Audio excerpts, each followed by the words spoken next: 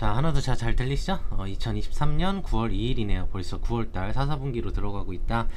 이렇게 보시면 될 것 같고요. 9월달부터는 이제 하반기 중에서도 사실은 상저하고를 많이 봤는데, 지금 전체적으로 이제 중국이나 뭐 미국 쪽의 경제 흐름 자체가 좀 녹록지만은 않은 것 같아요. 그래서 그게 좀 안 맞을 수는 있지만, 어쨌든 우리나라 경제 그 증시 자체로는 나쁜 흐름은 아니고 계속해서 이어나갈 수 있는 흐름이라고 그렇게 생각하시면 됩니다. 제가 영상을 처음 찍기 시작한 1월이었던가 12월 뭐 그쯤이었는데, 는 이제 찍고 나서부터도 올해부터 이제 시장이 좋아질 수 있으니 영상을 찍었다라고 그렇게 말씀을 드렸던 것 같아요. 그리고 실제로 코스피가 좀 많이 올라왔죠. 그러니까 전략을 어떻게 짜고 대응을 하냐, 시장을 어떻게 바라보냐가 여러분들에게 많은 도움이 될 수도 있고요. 또 그 다음에 어떻게 할 수 있는 그 대응 전략을 제가 대신 짜 드릴 수도 있는 거니까, 조금 너무 맹신하지는 마시고 좀 이용하시는 그런 쪽으로 하시면 될 것 같습니다.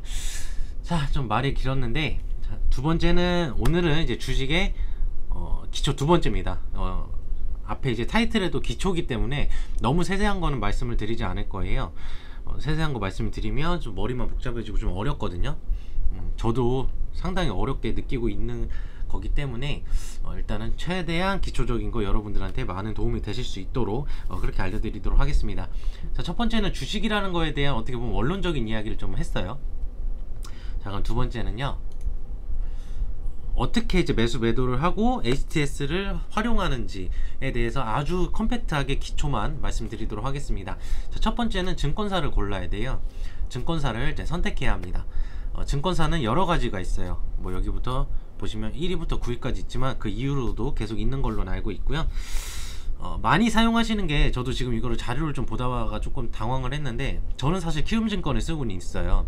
하지만 이제 HTS나 이제 자료 조회할 때는 대신증권을 쓰고는 있지만, 거래는 이제 키움증권을 하고 있거든요. 여러분들도 자료 조회는 이걸로 하고 실제 매매나 거래는 다른 걸로 하셔도 돼요. 그건 이제 본인의 수수료나 이런 거에 좀 유리한 쪽으로 가시면 되니까, 너무 그렇게 딱 하나만 해야 된다 그렇게만 생각 안 하셔도 돼요. 언제든지 또 옮길 수도 있는 거니까요.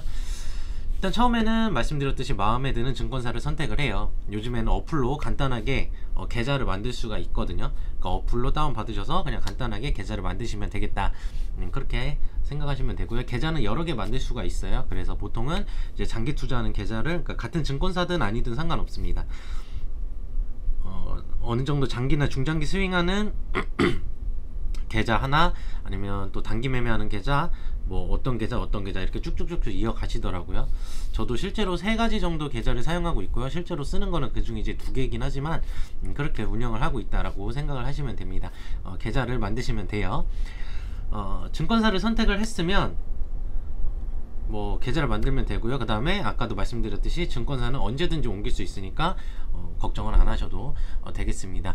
주식을 내가 매수를 했을 때 내가 보유하고 있는 주식조차도 이제 다른 증권사로 이전을 할 수가 있어요. 뭐 수수료는 어느 정도 들겠지만 그렇게 이제 넘어갈 수 있으니까 너무 걱정하지 않으셔도 된다. 그 다음에 거래 환경을 조성을 해야 돼요. 계좌를 만들었으면, 계좌만 만들었다고 끝나는 건 아니죠. 계좌를 만들었으면 내가 이 종목에 대해서 좀 어느 정도 알아야 되고, 좀 그런 환경을 조성을 해야 되잖아요. 거래를 하려면 HTS나 MTS라는 걸 사용을 합니다. HTS는 제가 여기 지금 그림에 해놓은 거, 이게 제 실제 사용하고 있는 이제 환경이거든요. 원래 이쪽에 모니터가 하나 더 있어야 되는데 지금 모니터를 꺼놓고 좀 고장이 나가지고 이렇게 3개 모니터 3개 정도 사용하고 있다, 이렇게 보시면 됩니다. 여러 가지가 있어요. 근데 이걸 전부 다 알려드리진 않을 거예요. 이렇게 하면 너무 과부하가 되기 때문에 그렇게 하시면 돼요.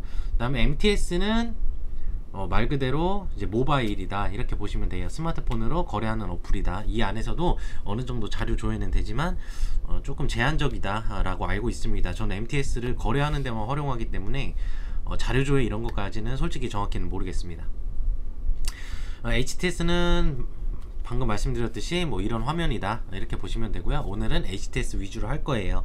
말씀드렸듯이 저도 그렇게 하는데, 거래는 핸드폰으로 해요. 저도 거래는 핸드폰으로 하거나 하고요. 대신에 자료 조회는 그러니까 핸드폰으로 하는 MTS로 하는 거는 저는 시세 보거나 거래밖에 하지 않아요. 그 이상은 너무 복잡해지기 때문에 손도 좀 피곤하고, 나머지는 자료 조회는 전부 다 HTS 이 안에 있거든요. 뉴스도 볼 수 있고요, 재무제표도 볼 수 있고요, 차트도 볼 수 있고요, 또 나만의 내가 보고 있는 종목의 관심 종목도 만들 수 있고요, 또 내일 어떤 게 튀어 오를지 뭐 이런 거 확인도 할 수 있고요. 정말 다양하게 우리가 주식을 함에 있어서 거의 모든 게 된다, 이렇게 생각하시면 될 것 같습니다. 그래서 HTS를 잘 활용하는 게 좋아요. 너무 복잡하죠. 다른 분들이 하시는 거 보면 HTS가 너무 복잡해요. 저도 이 주식이라는 것 자체가 입문이 정말 어려워요. 그죠? 그래도 제가 최대한 쉽게 알려드리도록 할게요.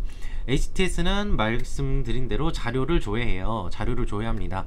거래는 하셔도 돼요. HTS로 하셔도 되지만 일단 오늘은 자료 조회에 좀 목적을 두고 있어요. 자, 첫 번째는 HTS로 우리가 뭘 봐야 되냐면 차트를 좀 볼 거예요. 그 다음 수급을 볼 거고요. 그 다음 기타 등등을 볼 거예요. 차트는 이제 캔들, 이평선, 거래량, 이게 뒤에 다시 말씀드릴 거니까 이런 게 있다 정도만 아시면 돼요. 수급, 기타 등등 이 세 가지만 보면 돼요. 이 중에서도 1번하고 2번이 가장 중요하고요. 3번은 나중에 차차 이제 생각을 이제 좀 익숙해지면 그때 하시면 되겠다 라고 보시면 될 것 같습니다. 앞에서 이제 말씀드렸던 차트예요. 차트고요. 차트에는 캔들, 이평선, 거래량 이렇게만 보시면 돼요. 캔들이라는 거 뭐냐면 이렇게 이 안에 있는 이 막대 그래프 있죠. 이게 다 캔들이에요. 이 밑에는 아니에요. 이게 다 캔들이다 이렇게 보시면 돼요. 얘네가 캔들이다. 이 캔들은 뭐예요? 시세를 알려줘요. 만약에 이게 지금 마지막 캔들이잖아요. 마지막 캔들이 아이고 잠시만요. 이 마지막 캔들이잖아요. 마지막 캔들이 이만큼 올라왔다라는 거는 그 시세가 위로 올라갔다. 간단하게 이렇게 아시면 될 것 같습니다. 그 다음에 이동평균선은 요 빨간 선들, 이거는 설정이 가능해요. 뭐 HTS마다 달라서 제가 어떻게 말씀을 못 드리겠지만 보통은 여기 보시면은 이렇게 선들이 있죠. 5, 7, 20 뭐 이렇게 쭉 있잖아요. 이것도 이제 수정이 가능하거든요. 이거를 더블 클릭하시면 그 안에서 조절을 할 수 있다. 뭐 선 모양, 두께, 굵기 뭐 이런 거 등등 뭐 그런 걸 조정을 할 수 있어요. 이평선이라는 거는 말 그대로 이동 평균선. 그 가격이 최근 그 예를 들어서 480일이잖아요. 480일 동안의 평균적인 가격의 위치, 이렇게 보시면 됩니다. 캔들은 에너지, 오늘의 에너지, 그러니까 오늘 에너지가 센 거죠. 이동 평균선은 그 가격의 평균적인 위치, 이렇게 보시면 되고요. 거래량은 말 그대로 오늘 얼마만큼 거래를 했냐, 사고 팔았냐, 이걸 보여주는 차트가 이 안에 전부 들어가 있다. 이게 가장 중요하다. 이렇게 보시면 될 것 같습니다. 이거는 이제 코드 번호라는 게 있어요. 이거는 이제 7400번이라는 코드 번호예요. 근데 이거는 제가 쓰고 있는 HTS에서만 이제 가능한 거기 때문에 이제 보시는 분들이 사용하는 HTS에서는 좀 다를 거예요. 코드 번호가. 그거는 내가 잘 못 찾겠다 하면은 코드 번호로 치지 마시고 이제 차트라고 치시면 쭉 나와요. 그 중에서 이제 선택을 하시면 돼요.